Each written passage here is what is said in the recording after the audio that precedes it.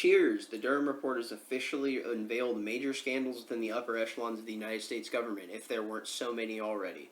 This might be honestly something that's either as big or if not bigger than Watergate. This is propping up the idea that Russia was trying to overthrow the United States election, and what the Durham Report reveals is that the Mueller report, as well as so many other things that were pushing up to the Russiagate scandal that were being pushed by people like Hillary Clinton, Joe Biden, Barack Obama, the intelligence agencies, as well as the apparatchik and the news and journalist class. Well, what we're going to see is that it was a farce, and it was conjured by Hillary Clinton's campaign. And the way it was actually discovered was by Russians spying on Americans because they were spying on Hillary Clinton. And in the process of doing so, they discovered that Hillary Clinton was trying to pin Donald Trump as a Russian asset so that she could try and win the election against him. And how we discovered this was by spying on the Russians. So, let's jump into this. This is actually quite insane. And I really wonder what's going on because the corporate press has barely covered it. And even when they do, it's quite surface level. Let's go. The FBI has delivered their response on Twitter of all things, but it says, Statement on report by Special Counsel John Durham. The conduct in 2016 and 2017 that Special Counsel John Durham examined was the reason that the current FBI leadership already implemented dozens of corrective actions, which have now been in place for some time. Had those reforms been in place in 2016, the missteps identified in the report could have been prevented. This report reinforces the importance of ensuring the FBI continues to do its work with the rigor, objectivity, and professionalism that the American people deserve and rightly respect and expect. So, the thing about this that fucking pisses me off so much is they were the ones pushing the narrative. They got the information that Donald Trump was a Russian asset because they were monitoring comms from within Russia itself, and they heard people talking in Russia about how Hillary Clinton, because the Russians were spying on the Clintons, they found out that through this process, they were like, oh, wow, look at this. This crazy lady, Hillary Clinton, is planning on blaming us for trying to take over the U.S. elections with Donald Trump as our apparatchik and puppet. No. So what we see is when we go ahead and click on this link, it takes us over, and it's just their website, and this is it. This is the length of it. It's just that sentence. That's all they say. They don't give you any more because God forbid the three-letter agencies take any fucking credibility for any of the actions that they've taken. The CIA certainly hasn't for the good old Kennedy family. We'll just leave it there.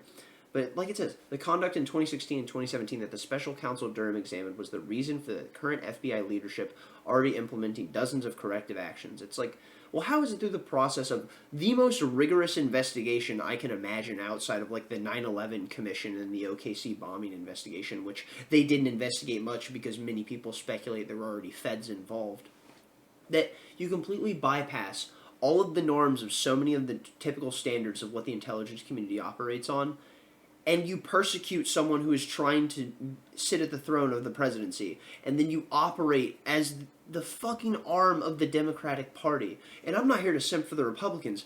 I hate those scummy pieces of shit, but because they're establishment politicians. But nonetheless, this is absolutely pathetic, and all you get out of the three-letter agencies that is the FBI, which I would argue is just the domestic arm of the CIA, is this. A couple sentences. Then we go over to this Yahoo News article. It says, FBI response to scathing Durham report on Trump-Russia probe touts dozens of corrective actions. Yeah, I mean, we did it all after the fact, and yeah, we completely destroyed and bifurcated and divided the country, and now the culture's split, and people are completely divided, and there's a possible civil war that's going to happen because people are in such animus towards each other. But no, I mean, we changed it. My bad, bro. GG. The FBI responded Monday to the scathing report by Special Counsel John Durham that found the Department of Justice and FBI failed to uphold their mission of strict fidelity of the law when it launched the Trump-Russia investigation. This report reinforces the importance of ensuring the FBI continues to do its work with the rigor, objectivity, and professionalism the American people deserve and rightly expect, it added. Yeah, all that bullshit. But it says Durham gave his final report in the Justice Department, which released it Monday afternoon. The report spans more than 300 pages. Based on the review of Crossfire Hurricane and related intelligence activities, we conclude that the department and the FBI failed to uphold their mission of strict fidelity to the law in connection with certain events and activities described in this report, the report said.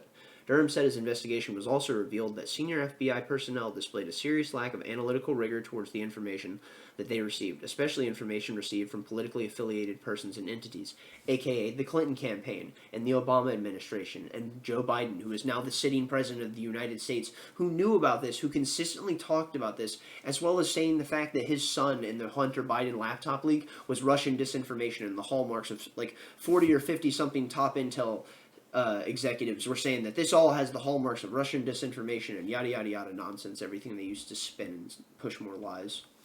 The information is part trigger to sustain the crossfire and contributed to the subsequent need for special counsel Mueller's investigation, which the Mueller report effectively did nothing, because people who were covering this, like Dave Smith, who will actually jump into a tweet in a minute from him, and he was covering this on Part of the Problem for ages, and no one in the corporate press covered it objectively. Not CNN, not BBC, not ABC, not MSNBC, not Fox, because they're all completely biased and they're all shooting for their own partisan ends. But it says the department did not adequately examine or question these materials and the motivations of those providing them, even when at about the same, the director of the FBI and others learned of significant and potentially contrary intelligence, the report said. So despite the fact that there's contrary information, they're still just going to go ahead and go full bore with it and steamroll and push the narrative throughout all of the legacy media that Donald Trump is a Russian asset. And look at how that completely bifurcated the country. You have people to this day that believe Donald Trump is a Russian puppet. And that's why you have people saying that just Putin apologists when you end up talking about the factors of the war in Ukraine. And if you're a Donald Trump supporter and you end up talking about what's going on with Russia, you have a bunch of these left-wingers end up coming out of nowhere and just saying you're a Putin supporter and a Putin apologist. It's like, no. They're Trump supporters. I mean, some of them are idiots, which, again, this goes with the whole thing of what happened with that Patriot Front protest that just happened in D.C. It's like, oh, look at these MAGA Trump supporters, da-da-da-da-da-da-da. Look at how awful these people are. It's like, bullshit. These are not Trump supporters. Those are feds. They are all in great CrossFit-looking attire. They look like they could go ahead and run a couple miles. None of them were fat and complaining about Bud Light. I don't buy that those were conservatives and not feds for a minute. And if anything, okay, maybe it's like a bunch of feds and like one autistic guy that got roped in. But anyways, we're going to go ahead and jump into this. It says, in a 306-page report, Special Counsel John Durham said the agency's inquiry lacked analytical rigor. He concluded that the FBI had not possessed evidence of collusion between Donald Trump's campaign and Russia before launching an inquiry. The FBI said it had addressed the issues highlighted in the report. And here's the report. It is a big boy. And it's just showing blanks because I'm just scanning so fast because it can't render everything. But it's roughly 300 pages. Like I said, I think it's like 306 pages. And I read like 60 of them. And it, much like so many government documents, it's inflated with so much bullshit that it's so hard to get to the actual meat and potatoes of what's going on within the actual document.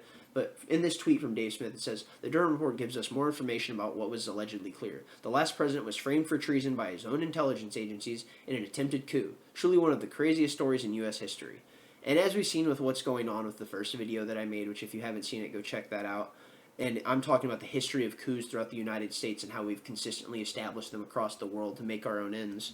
When you look at the narrative that was consistently being pushed about Donald Trump and then January 6th, which January 6th was a whole ordeal in itself, which is a conversation in itself for another day. But they were saying that these people are domestic terrorists. And here, the lectern guy, actually, which is the guy who was walking out with the Nancy Pelosi's lectern, who was in jail for, I believe, like a year. And he went on Timcast not too long ago. But it says, imagine if people knew this and went to D.C. to protest. That would be wild. It's like, yeah, that would be wild. I wonder how that would be labeled. I mean, you just had those activists that just raided the Tennessee court recently in the process, and they raided an actual hearing, and that didn't get touted as insurrection, and maybe it's because it's not D.C., and it's not the sacred house of our democracy, and da-da-da-da-da-da-da, and all this other religious bullshit that they push when they talk about the values and beauty of democracy, when democracy is really just the subjugation of the minority. And when this comes to people that always talk about, oh, we care about the oppressed class, we care about the minority class, that's why I believe in democracy, so that we as the majority can completely oppress the minority with our vote. You don't believe in fucking democracy. You don't believe in freedom. You believe in subjugating people to your beliefs, and that's about the extent of it. So we have this article, and this is Matt Taibi, and it says, I've lived through a few coups. They're insane, random, and terrifying, like watching sports, except your political future depends on the score. The kickoff begins when a key decides to buck the executive from the moment government becomes a high-speed head-counting exercise. Who's got the power plant, the airport, the police in the Capitol? How many department and chiefs are answering their phones? Who's writing tonight's newscast? And that's the big one. Who's writing tonight's newscast? And you see this throughout the entire time of saying, well, this is a Russian insurrection, and Donald Trump is taking over the country, and now Donald Trump supporters are taking over through the Capitol, and this is an insurrection, and January 6th is the worst day that's ever happened for our democracy. And all this other, again, nonsense. When you got elderly people walking through velvet ropes to guide themselves through the Capitol. And I'm not saying that there weren't people that were acting awry and destroying private property and public property, and those people should be prosecuted. You should protect property rights. But the idea that you're going to go after and persecute the doddering old people and morons that were just walking through the Capitol completely befuddled, just looking up, and that these people are domestic terrorists, when realistically they couldn't find their way on a map to actually find a place they would want to commit an act of domestic terrorism at because they're so completely inculcated in their own ideals, and they have no idea how to do anything outside of it, which, again, that's realistically so similar to most people within the generation that we live in, because people are so siloed off. But we're jumping into Hillary Clinton, and we see that absolutely nothing from Hillary Clinton. We have Barack Obama to follow, as well as Bill Clinton, the avowed rapist. But what we see from Hillary Clinton is not a thing. Just no answers, no responses, no comments about how the fact that this was done by the Hillary Clinton campaign, this was something that was pushed. We won't see anything. You know what, we'll go ahead and give Nancy Pelosi a follow because I want to get some stock tips. But the thing that stuns me most, and I guess this is just an empty Twitter feed for me, but right here it says, the Durham Report special counsel names Hillary Clinton ally as likely source of infamous Trump rumor. Nothing's going to happen of this. The Republicans will do absolutely nothing, as they always do. They'll sit there and they'll stammer and they'll stomp their feet and they'll complain and they'll say, oh, this is a threat to our democracy. How important is democracy when realistically we're supposed to be a democratic republic? And even then, I'm not even a fan of this ideal. But I cannot fathom for the life of me how these people are okay with being consistently spat on, told to piss off, and then when they finally get the actual evidence for the things that happen, nothing will ever come of it because they have no willpower because they're weak and feckless.